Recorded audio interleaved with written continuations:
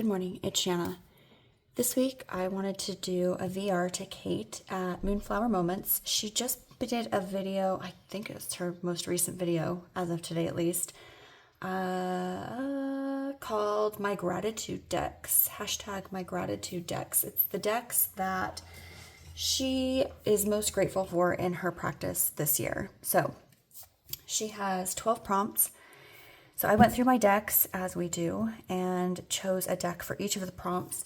I just thought it was a nice way to, I don't know, these VRs are always fun because it's just a nice way to sort of not only kind of go through your collection and recognize your decks, but also sort of bring them out and sort of give them praise, right? Like yay, good job, you did this thing for me this year. I don't know, it just feels kind of nice to, I guess, sort of show appreciation for our decks. So, it is rainy and dreary today, so I'm hoping it's not too dark. I could turn on my lamp, but then it's like yellow light and that's really ugly, so hopefully this will be fine. And I also could pull up my blinds, but that means my neighbors can see me, so we're not going to do that. Okay, let's just start. Number one is the deck that has stood by my side through my darkest moments, like a sister. So I'm going to go with the Playful Heart. I don't have a sister, so I don't technically know what that feels like. I'm an only child, so I'm just sort of guessing. But this deck is the deck I use when I go to therapy. Pre-therapy, post-therapy, whatever. This is the one I use, and I just feel like it has that kind of mid-70s kid vibe. Like, it makes me think of like a preschool that you might find in the 70s. Like this could be, you know, a mom and her two kids. I don't know, this just feels very... This deck kind of feels like it holds me, it holds the space, and I think that's what a sister would do. At least a sister that you get along with. This is what I think of when I think of having a sister. And I think it's a sweet deck. It's tender. It sort of feels like one of those that would stick up for you with mom or dad. You know, if they got after you, you would stick up for them. You would cover for them, right? And I feel like this is a deck that would beat up the bully who picks on your sister.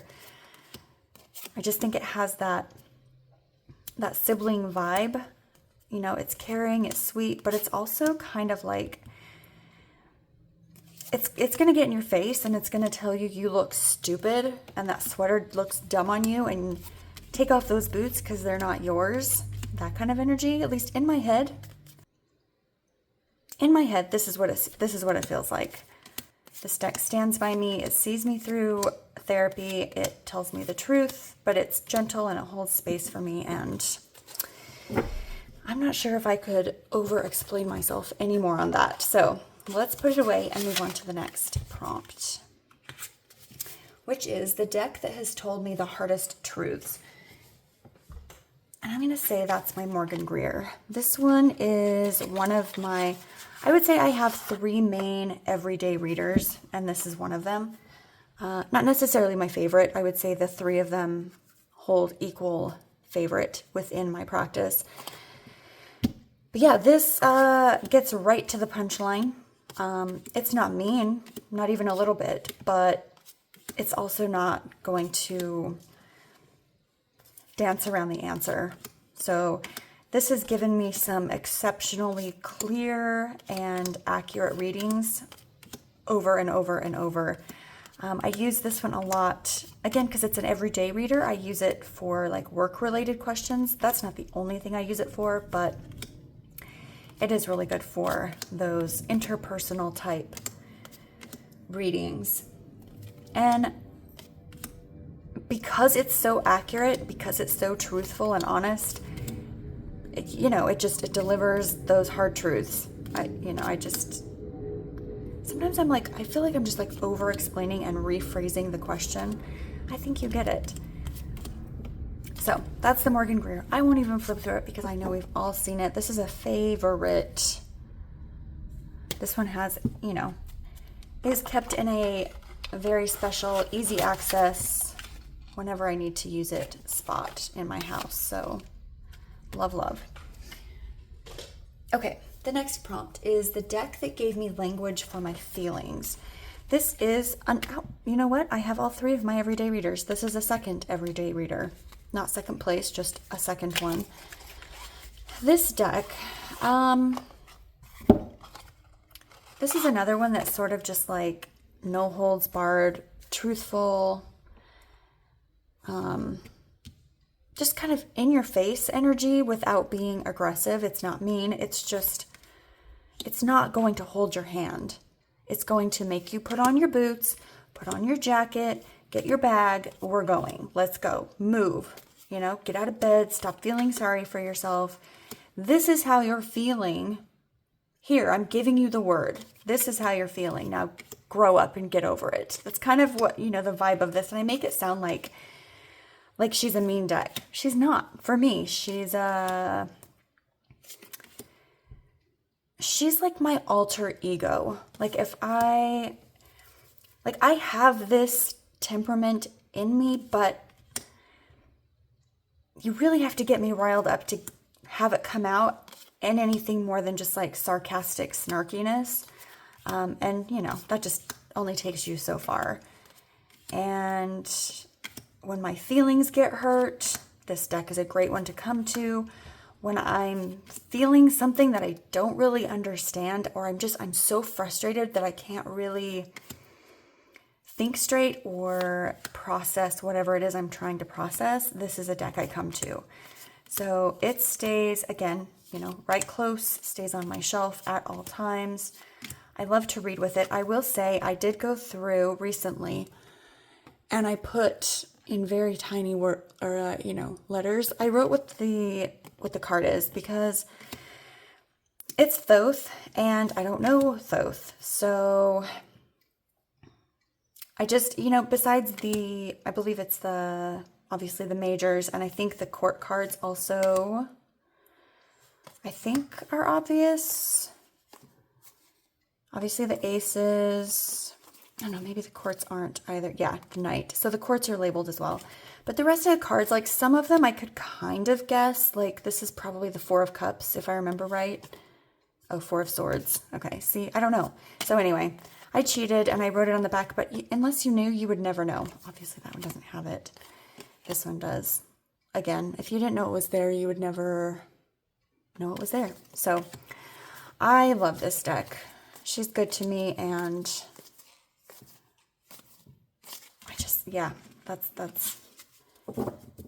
that is what it is. All right, next prompt. The deck that opened my eyes to what I could be. And that is, I'm sorry, I had to bring this in because this is one of, very few major projects that I took from start to finish. And it proved to me that, I proved to me, but just having this finished product proved to me that I could, in fact, start and finish a project, see it through from idea to creation to multiple drafts to, a full successful Kickstarter to printing and getting it to everyone, and then also doing a second edition. This gave me a lot of confidence in an area that I previously did not have confidence in. I have a hard time sticking with something. I get bored and I'm like, oh, this is hard, or this isn't really what I thought it was going to be, or it's not getting the reception I thought it would. And so I just quit and try something else, which, isn't a bad thing, but also there comes a point where you do just kind of have to stick with something and make it work, see it through. And I think that's obviously going to be different for everybody, whatever that thing might be. But yeah, this means something to me more than just a creative project. It means I can function as, as I feel like most people function, because usually I don't really feel that way. So very symbolic for me, and I appreciate it for that.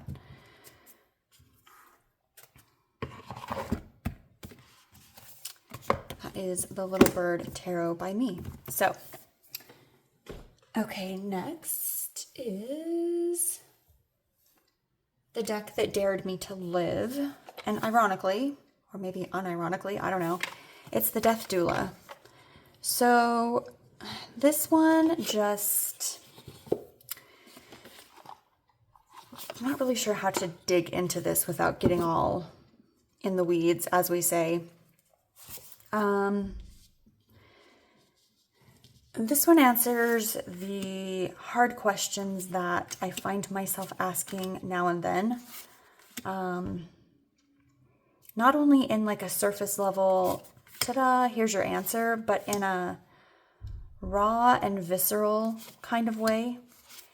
In a way that sort of pulls me out of the space I came to it in, if that makes sense. Again, I don't want to get too much into it. This deck just... What does this deck do? It reminds me of... For some reason, it reminds me of a place and time where I was so confident and my feet were set solidly on the ground during this time. This deck reminds me of that space. And in reminding me of that space, I'm able to step out of, again, I feel like I'm just restating. It pulls me out of the space I don't want to be in and puts me into a space I do, where it's easier to be. It's easier to breathe when I'm in the space this invites me into. So for that reason, I love this deck. I don't feel like I personify this deck as much as I do others. Like, it doesn't feel, you know, like a he or a she or a they, like some of my decks, you know, I use those terms. This one just feels like an energy, like this orb, kind of just this space of, I don't know, it holds these little spaces. Every card does. I don't know. Now I'm talking in circles. That's what this deck does. So, the deck that dared me to live. This deck is one that I keep on my shelf next to me at all times. Always at the ready whenever I need to use it. And I think it pairs well with a lot of my decks. So, if nothing else, I appreciate it for that. That's the Death Doula. Okay, next is the deck that celebrated my biggest victories. Besides Little Bird Tarot, because I feel like that is a big victory, I went with the Antique Anatomy because this deck saw me through half marathon training, which, you know, if you've trained for a marathon, A, you know, it's not like easy. And B, you're like, okay, you needed a deck to do that? Like, why?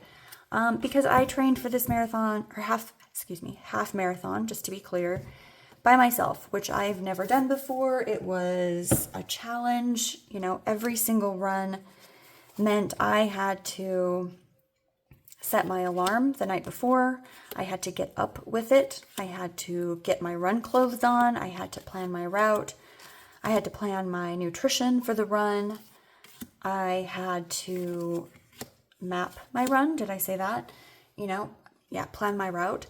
And then I had to run a long time by myself with just me, my thoughts, and I, which, you know, can be a lot sometimes. So this deck really gave me the confidence to,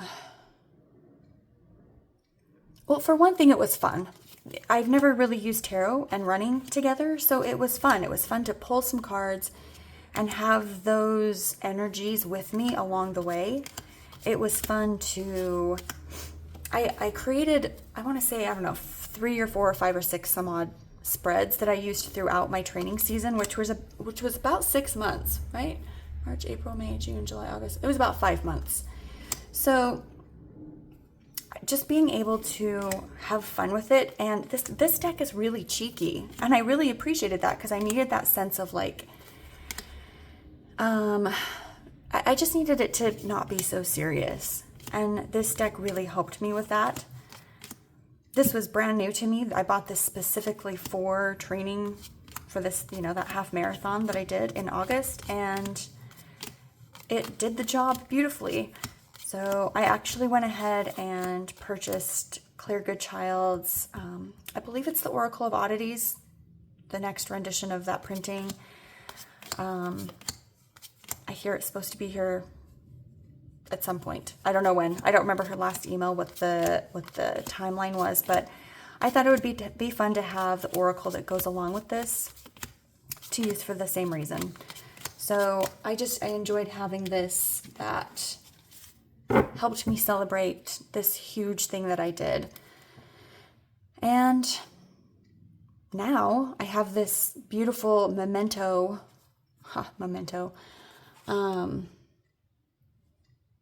that I get to have and use going forward. If I ever train for another race, I can use it again, and it holds that energy.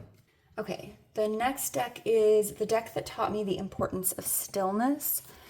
And that would be the Forager's Daughter, because this deck is the one I use to talk with my grandma. And it's taught me stillness because in order to sit and talk with her, I have to sit here long enough to do that, right? I have to mute my phone, clear my mind, breathe in and breathe out in the moment, and just allow myself to sit with the deck of cards and her energy, maybe a candle, maybe some oils, and just be here and allow myself to ask questions and be quiet enough to hear her answers. For me, at least, this it's not a quick read. I go through, I'll ask a question, pull the card, get the answer. I go through the guidebook. I take notes as I go. I've learned that for me at least, I have to take notes as I go. I can't do it at the end because there's so much information coming through that there's no way I could remember all the things. This deck is extremely accurate. It knows things about her that I don't fully understand how it knows, but it does, and I love it for that. It's the only thing I use this deck for now, and I think that my grandma loves this deck. It's totally her. It's totally what she was into with her nature shows and all the things grandma, right? So, yeah, sitting in stillness. She used to have me sitting on her couch when I was a kid. I don't really know why she made me do this, but I had this series of Care Bear books, and she made me read them, and she would record me reading them, and I hated it. But it was a good practice in stillness. So when I think of, sitting with her in stillness with intention, it makes me think of those Care Bear books and the way she probably just wanted me to chill out and be quiet and sit on the couch. I can't remember if she was in the room with me or not. I feel like she wasn't. I feel like she went and did other things. So it's probably just one of those, sneaky things that grown-ups do to get the kid to sit down for a while. So who knows? Okay, let's see. The deck that gave me more questions than answers, and I would say that's the Tildwick. I love this deck. It's so pretty, and this is another one that's very quiet. This one has a whisper voice for me. But I feel like when I use it, it does pose, I wind up coming away with more questions, not in confusion, but oh, okay. Well, what does that mean? Maybe I could look that up. Maybe I need to explore that more. This is something I need to revisit, There's just so much happening in each of these very simple images that it just invites more than when you come to it. And I love that. And it's so funny when I was looking at Kait's prompts, how quickly not all of these, but most of these decks came to me just right away. Like I knew what deck it was going to be. There were a couple that while watching her video, I was like, oh, I'll be using this deck for that one, this deck for that one. So I like it. I feel like this is a very masculine energy to me. And so it just feels very, I feel like it's kind of like, not necessarily professor energy, because I don't get that at all. But like if you had a professor and you went after class, and you were like, hey, I need extra help on this thing. They wouldn't really help you, right? They ask all the right questions to lead you to the right answer. That's kind of what this is. And so it just invites more exploration, which I really appreciate. And I just, I like that it's not, for the type of reading I want to use it for, it's not a quick read. It's not obvious. It's not in your face. It makes you work for it. And I like that. So that is the Tildewick Tarot. I believe you can still get this. I'm fairly certain the 10th anniversary is still available. I'm going to assume it's been available for a while, so I'm going to assume it'll be available for a while. I probably won't link all the things as usual because you have free access to Google. But if there's anything you can't find, feel free to ask. Okay. Let's see. The deck that taught me to notice the magic in the mundane. And for me, that is my mixed deck of Line Striders and Otherkins, I believe. I mixed these two decks because I never used either of them. I never pulled out either of them for a reading, but I really liked the artwork, so I put them both in order. I put them side by side, and I chose one card from each deck to make one single deck, and it's been an amazing. This is my third and final everyday reader. This is the one. It's another one that's just at my desk. This one feels very, it feels like me, and I really enjoy the guidebook. And I think that while I don't use this for magical practices, it feels magical in a way that when I ask it a question, it gives me an answer that actually makes sense. Like, I don't know about you, but there's sometimes where I'll get a reading, and I get these cards and I'm like, okay, it's the High Priestess, which I understand the meaning of, but like, what? And sometimes I'll just put the cards away, like I'm like, I don't know. And I get frustrated maybe because I'm in a hurry. But this one just answers the question. It's not cryptic. The guidebook has, the way she's written the guidebook, I feel like the messages are in there, that the answers are in there very clearly. Like it'll talk about a specific color or a certain, geographical area, or it'll talk about land if I'm talking about, buying land. It's spot on, and it's very, I feel like it's very literal in its magical mundaneness. So I love this one. It's such a good reader, and I feel like this one was just waiting for me to figure out that I needed to combine them for it to work. Like it was like, finally, because I literally had these two decks for a couple of years before I did that. And it was just like, good Lord, woman, you finally figured it out. Go you. And now it's rewarding me with these beautiful readings that always resonate.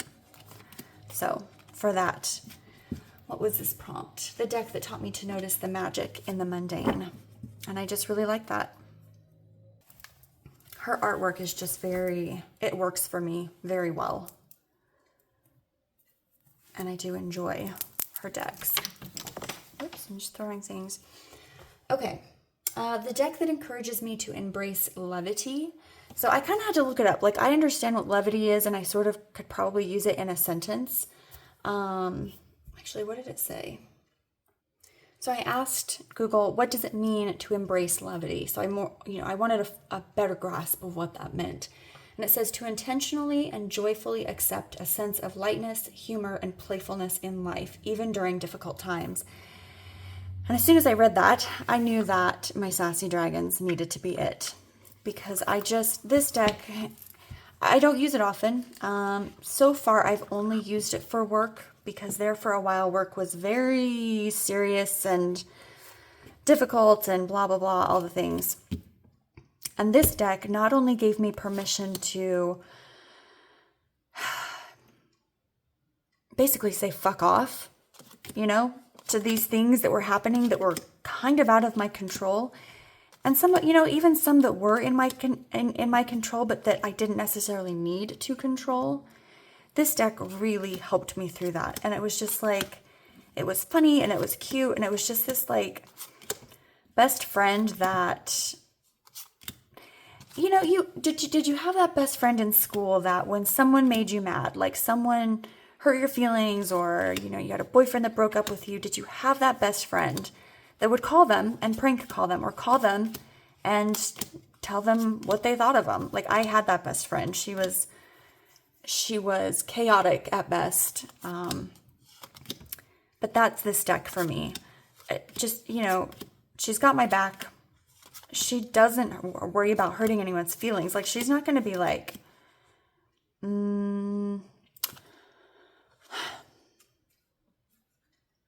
I don't know. I feel like there's this fine line between telling someone to fuck off because they need to be told that, and just being rude to be rude.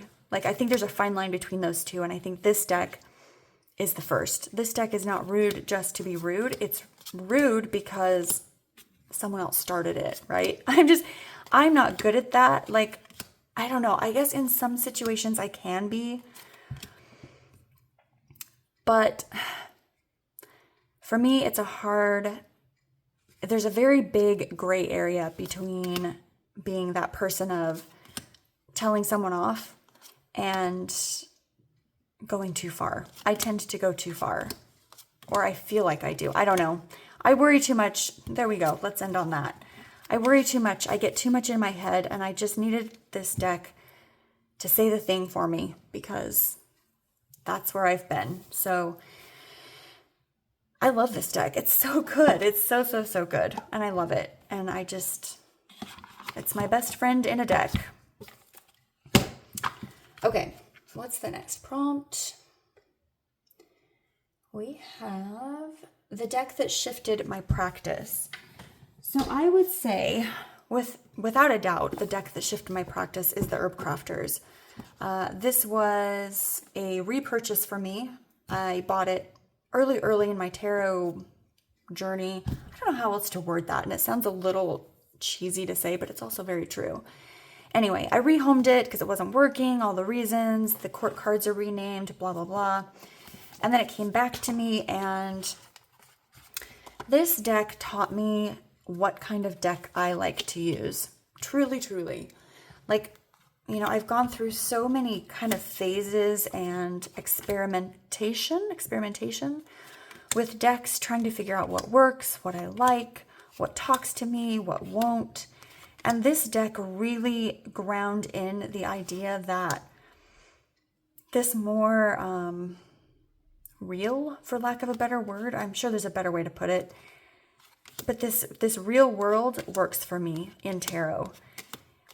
Illustrated doesn't necessarily like, okay, something like The Forager's Daughter, that's obviously illustrated, but I feel like because it's based in reality, maybe that's why it works. I don't know. But I feel like this deck really honed in on that style. And I think when I think of a deck, like if I see a new one, I'm like, ooh, that's really pretty. I wonder if I would use it. I tend to put it next to this, like in my mind, right, before I buy it. And I think, okay, does it make me feel the same way that Herb Crafters does? Does it elicit the same intuition that Herb Crafters does? And obviously, just thinking those things doesn't necessarily tell you the answer, right? Like, sometimes you really do just have to have a deck in hand to see if it works. And I 100% agree with that. But most of us can't buy every deck just to try. So for me, this is a good way to decide if I want to bring something into my collection, which, by the way, I have slowed down significantly. I know I just did that wrap up in October, and there were quite a few decks, maybe like 6. But 2 of those were Kickstarters. Anyway, it doesn't even matter. I'm not making excuses for myself, but I have slowed down. And I think it's because this deck really works for me. There are a handful that really work. And honestly, I've started considering maybe really truly paring down my collection to just a core bunch that really works, because I do have a bunch that I really like and I want to use and I'm keeping for this reason or that reason and maybe one day. But part of me really just wants to pare down. And I feel like this deck would be the one that I would compare decks to make those decisions. So yeah, this is the deck that shifted my practice. Love this one. I should maybe get a backup of this. I don't know. We'll see. Okay, the last prompt is the deck that jump-started a creative project. So I'm not going to get into this creative project because it's very much in its early stages and I don't want to give anything away. But this deck, I use it with the Herb Crafters. They're beautiful together. This card right here, actually. The idea, I guess where am I going to put this? Let's put it there because I love it. It deserves to be seen. I'll put that there. This deck introduced something to me, the idea of discussing the concept of perimenopause in a deck. I don't have any other decks that I know of that talk about it, and because I'm going through perimenopause, it was very relevant and it was something I needed to see, so it immediately connected me to this deck. And for that reason, I just, I want to say it's a forever deck. I feel like it's like, whenever I say that, I feel like it's in soap operas when they're like, oh, we're going to be in love forever. We'll be a forever couple. And then the next episode they break up or someone dies. So I don't want to say like it's a forever deck, but I do love this deck. I love everything about it. And I like that it talked about something that is so rarely talked about anywhere, least of all in tarot. Anyway, the creative project does center around menopause, perimenopause, stages of life, etc. Again, I'm not going to get into it because I don't even think I have a fully solid... I've leaned into a couple of aspects of this project, and I think I have figured out, my way forward. I think I figured out my way forward. So this deck definitely spurred it because I thought, there is a need for this topic, at least in my mind, a need for this topic just in general, but in tarot, in oracle, just in our lives in general. I want to hear more about it. I want it to be talked about and understood better. And I don't want people to feel so alone in it, I guess. Or, yeah, I guess that, without waxing on and on about it. So that is the last prompt. I really enjoyed these prompts. I love these kind of VRs. They're just fun to pull out decks and explore and discuss. And I hope you enjoyed them as well. I know Kait tagged several people here on TarotTube. Hopefully, if you were one that was tagged, hopefully you'll have time and the desire to do it. I would love to see yours. If you weren't tagged, I highly encourage, let's say, you to do it. I think it's a fun practice. And I think it gives us a chance to see some of our decks in a different light. Because even though we might bring these decks to the table with, a specific prompt in mind, sometimes just us talking through our why spurs ideas for other things, right? And getting decks on the table together that you might not otherwise pair sometimes, again, spurs things. So, wow, I've talked a lot. Thank you for being here. Thank you for joining me. I hope you have a lovely week, and I will catch up with you next time.